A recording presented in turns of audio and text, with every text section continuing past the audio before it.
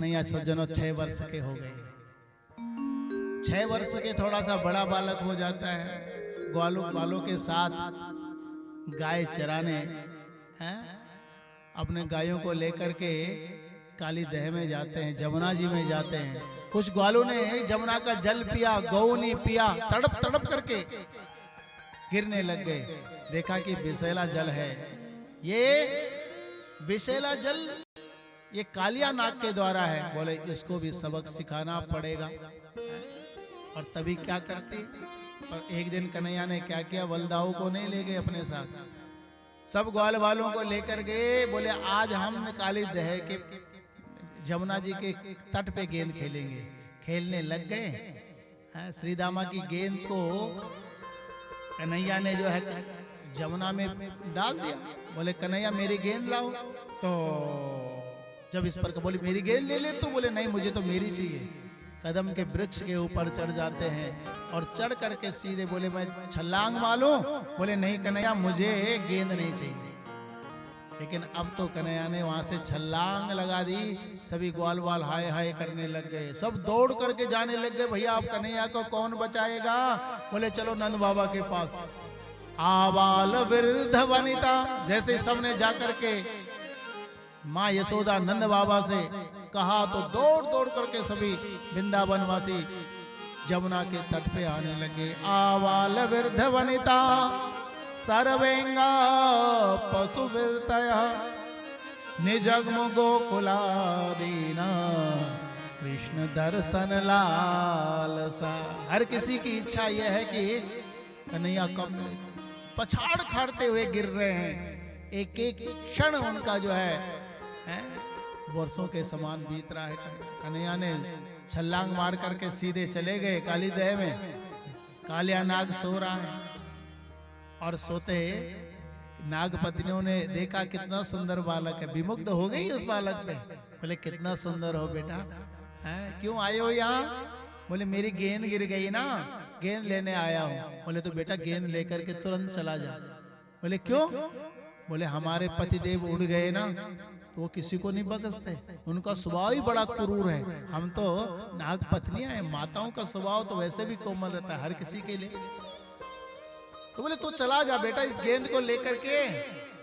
बोले नहीं नहीं, हमें तो जब आपसे मिले हैं तो आपके पति से भी तो मिल के जाएंगे ना। किसी के घर में जाते हैं कहेंगे भैया, तो बोले उनसे तो मिलना है घर के मालिक से।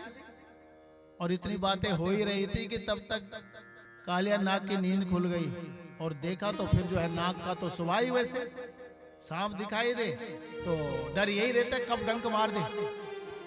कालिया नाग ने अपने नाग फांस पे बांध दिया और नाग पत्नियां कहने लगी देखो हमने इसको पहले ही कह दिया था कि तू चला जा, गया नहीं है। और जैसे ही नाग फांस पे बांधा, कन्हैया ने कहा भैया ज्यादा देर रहूंगा, पानी हिलोरे मारने लग गया। ब्रजवासी जो है कूद करके नीचे ना आ जाएं, उनको तो कोई बचा भी नहीं पाएगा। और भगवान ने अपने शरीर को बढ़ाना शुरू किया।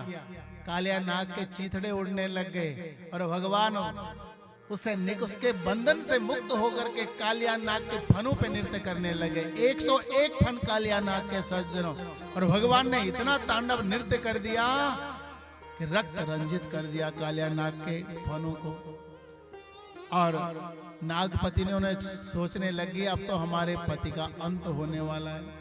भगवान की स्तुति करने लग गए। नाग भी मन ही मन भगवान की स्तुति करने लग गया। नमस्तुभ्यं भगवते पुरुषाय महात्मने भूतावासाय भूताय पराय परमात्मने। प्रभु आप सभी प्राणियों के और पदार्थों के रूप में विद्यमान हो। आप प्रभु आप प्रकृति से पले नारायण हो, आपको हम प्रणाम करते हैं। बोले ठीक है प्रणाम है। बोले तो हमारे पति के ऊपर भी कृपा कर दो ना। बोले तो हमने तो कुछ नहीं किया, तुम्हारे पति ने किया ना।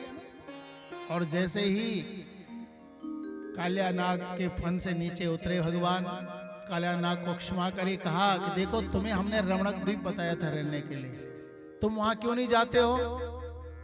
हाँ, यहाँ सारा जल तुमने दूषित कर दिया है, हमें गौएं इस विष का पान कर रही हैं, गौएं विष का पान कर रही हैं। कोई अनजाने में आता है, बोले महाराज वहाँ भी मैं छिप के इसलिए नहीं जाता हूँ, वहाँ पे गरुड़ जी आते हैं और गरुड़ जी मेरा भक्षण कर देंगे तो मैं कैसे रहूंगा। बोले आप चिंता करने की बात नहीं है, मेरे चरणों के चिन्ह तुम्हारे सिर के ऊपर लग गए, गरुड़ जी कुछ नहीं करेंगे। हैं, तुम्हारे ऊपर स्टिकर लगा दिया हमने, जैसे कोई गाड़ी होती है ना तो कहीं से स्टिकर होगा तो उसके लिए आने जाने में कोई रोक टोक नहीं होती है, तुम्हारे ऊपर भी लगा दिया है। बोले ठीक है महाराज, बोले तुम अपने परिवार सहित रमणक द्वीप चले जाओ और नाग कालिया नाग के सिर के ऊपर बैठे और सीधे आ गए कहाँ, ऊपर बाहर आ जाते हैं। कालिया नाग रमणक द्वीप में चला जाता है।